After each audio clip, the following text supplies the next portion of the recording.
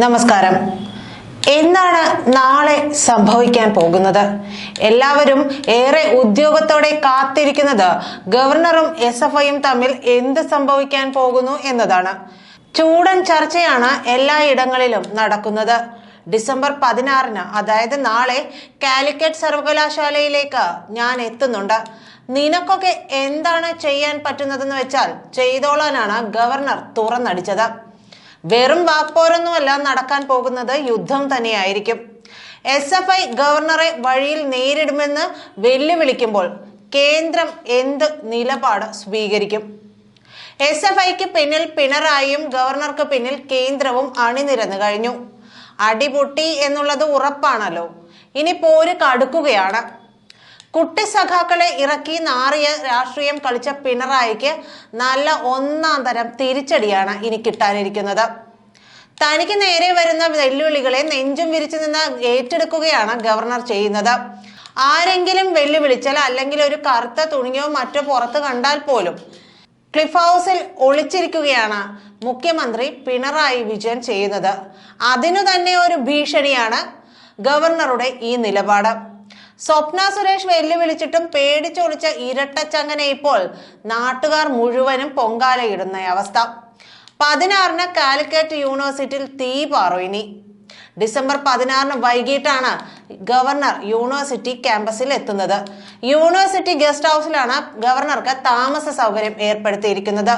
3 ദിവസം ക്യാമ്പസിൽ തങ്ങുന്ന ഗവർണർ ജില്ലയിലെ ചില സ്വകാര്യ ചടങ്ങുകളിലും 18-ന് സർവകലാശാല സെമിനാർ കോംപ്ലക്സിൽ നടക്കുന്ന സനാതന ധർമ്മ സെമിനാറിലും പങ്കെടുക്കും.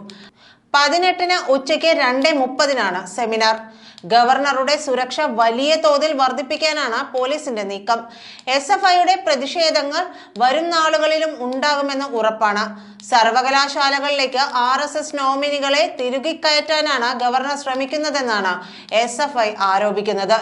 ഡിസംബർ 16-ന് സുരക്ഷാ വീഴ്ച ഉണ്ടായാൽ പോലീസിന് നല്ല ഒന്നാന്തരം പണി കിട്ടും. അതുകൊണ്ട് വളരെ സൂക്ഷിച്ചാണ് പോലീസിന്റെ നീക്കവും. ഇതോടെ പോലീസ് ഇപ്പോൾ ശരിക്കും പുലിപാല് പിടിച്ച മട്ടാണ്. Z+ വിഭാഗ സംരക്ഷണമുള്ള ഗവർണർക്ക് സുരക്ഷയൊരുക്കണം.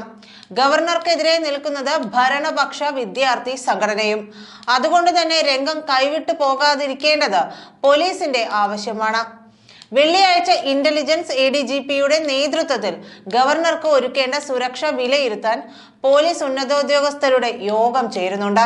തിരുവനന്തപുരത്ത് ഗവർണർക്കെതിരെ SFI അതിക്രമത്തിൽ ആദ്യം ദുർബല വകുപ്പിടുകയും തുടർന്ന് രാജ്ഭവനിൽ നിന്ന് അതൃപ്തി അറിയിച്ചതിനെ തുടർന്ന് ഗവർണർക്കെതിരായ അക്രമത്തിനുള്ള പ്രത്യേക വകുപ്പ് ചുമത്തുകയുമായിരുന്നു. ഗവർണറുടെ യാത്രാ റൂട്ട് പോലീസ് ഉദ്യോഗസ്ഥർ തന്നെ ചോർത്തി നൽകിയെന്ന ആരോപണവും പോലീസ് സേനയ്ക്ക് നാണക്കേടായിട്ടുണ്ട്. പോലീസിന്റെ സുരക്ഷയിൽ വീഴ്ചയുണ്ടായാൽ CISF പോലെയുള്ള കേന്ദ്ര സേനയെ ഗവർണറുടെ സംരക്ഷണം ഏൽപ്പിക്കുന്ന സാഹചര്യവും ഉണ്ടാകാം. ഇതിന് സംസ്ഥാന പോലീസിന്റെ അനുമതി വേണ്ട. കേന്ദ്ര ആഭ്യന്തര വകുപ്പിന്റെ തീരുമാനം മാത്രം മതി. ഗവർണറെ ക്യാമ്പസുകളിൽ കയറ്റില്ലെന്ന തരത്തിൽ തെരുവിൽ പ്രതിഷേധമുണ്ടായാൽ ആ വഴി തേടാനുള്ള ആലോചനകളും അണിയറയിൽ നടക്കുന്നുണ്ട്.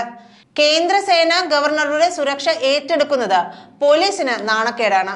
വെള്ളിയാഴ്ച കോഴിക്കോട്ടെത്തുന്ന ഗവർണർ ശനിയാഴ്ച പാണക്കാട്ടെ വിവാഹത്തിൽ പങ്കെടുത്ത തിങ്കളാഴ്ച തിരുവനന്തപുരത്തേക്ക് മടങ്ങാനാണ് ഉദ്ദേശിക്കുന്നത്. Z+ കാറ്റഗറിയിലുള്ള ഗവർണർക്കും മുഖ്യമന്ത്രിക്കും നേരെയുണ്ടാകുന്ന ഓരോ പ്രതിഷേധങ്ങളോട് പോലീസിന്റെയും സർക്കാരിന്റെയും LDFന്റെയും 2 തരം സമീപനമാണ് രാഷ്ട്രീയമായി പ്രതിപക്ഷം ഉയർത്തുന്നത്. നവകേരള യാത്രയ്ക്ക് നേരെ KSU യൂത്ത് കോൺഗ്രസ് പ്രവർത്തകർ നടത്തിയ പ്രതിഷേധം അവരിൽ മാത്രം ഒതുങ്ങി നിൽക്കുന്ന സ്ഥിതിയായിരുന്നു.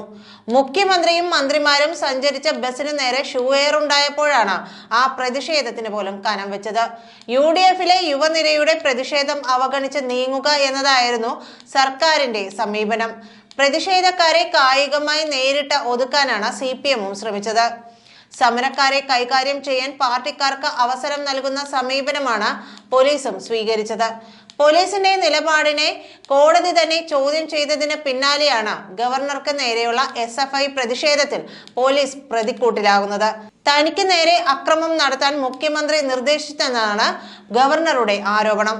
പ്രതിഷേധക്കാരെ എത്തിച്ചത് പോലീസ് വാഹനത്തിലാണെന്നും ഗവർണർ പറയുന്നു. ഒരേ കാറ്റഗറി സുരക്ഷയുള്ള മുഖ്യമന്ത്രിക്കും ഗവർണർക്കും സുരക്ഷാ ക്രമീകരണത്തിൽ 2 തരം സമീപനമാണ് പോലീസ് സ്വീകരിച്ചതും. മുഖ്യമന്ത്രിയുടെ വാഹന വ്യൂഹത്തിന് അടുത്തേക്ക് എത്താൻ പോലും ആരെയും പോലീസ് അനുവദിക്കാറില്ല. മുഖ്യമന്ത്രിയുടെ സുരക്ഷാ ചുമതലയുള്ള കമാൻഡോകൾ സഞ്ചരിക്കുന്ന കാറിന്റെ ഡോർ തുറന്നു പിടിച്ച് പ്രതിഷേധക്കാരുടെ അടുത്തേക്ക് ഓടിച്ചു കയറ്റുന്ന രീതിയും ഉണ്ടാകാറുണ്ട്. ഇതായി സുരക്ഷാ വിഭാഗത്തിലുള്ള ഗവർണറാണ് നടുറോഡിൽ താൻ ആക്രമിക്കപ്പെടുകയാണെന്ന് പറഞ്ഞിരിക്കുന്നത്.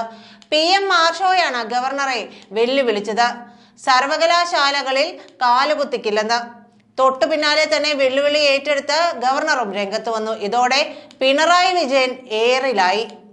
ആരെങ്കിലും വെല്ലുവിളിച്ചാൽ ഓടുന്ന ഇരട്ടച്ചങ്ങനെ പോലെ അല്ല എല്ലാവരും. സ്വപ്ന സുരേഷ് കുടുംബത്തെ ഉൾപ്പെടെ പറഞ്ഞിട്ടും മകൾ വീണയെ കുടഞ്ഞിട്ടും മിണ്ടാട്ടം മുട്ടിയ പിണറായി വിജയൻ തിരികെ ഒരക്ഷരം മിണ്ടിയിട്ടില്ല. എന്നാൽ ഗവർണർ ഞാൻ വരുന്നുണ്ടട പിള്ളേരെ, എന്താണെന്ന് വെച്ച ചെയ്തോളാൻ ആണ് തിരികെ പറഞ്ഞിരിക്കുന്നത്. സംസ്ഥാനത്ത് ഗവർണർ SI5 പോര് കടുക്കുകയാണ്. സർവകലാശാലകളിൽ ആരിഫ് മുഹമ്മദ് ഖാൻ പിടിമുറുക്കിയതോടെ CPM-ന് കാലിടറിയത് തന്നെയാണ് ഏറ്റവും പ്രധാന കാര്യം. അതിന് കുട്ടി സഖാക്കളെ ഇറക്കി വിട്ടിരിക്കുകയാണ്. ഗവർണർക്ക് നേരെ വലിയ പ്രതിഷേധമാണ് നടക്കുന്നത്. റോഡിൽ ഗവർണറെ തടഞ്ഞ് കാറിൽ അടിച്ചുള്ള പ്രതിഷേധമൊക്കെ അതിരുവിട്ടു. എന്നാൽ ഇതിലൊന്നും പതറാതെ ഗവർണർ കാറിൽ നിന്ന് ഇറങ്ങി SFI-ക്കാർക്ക് നേരെ പാഞ്ഞെടുത്തതോടെ കുട്ടി സഖാക്കൾ കണ്ടം വഴി ഓടുകയായിരുന്നു. നന്ദി.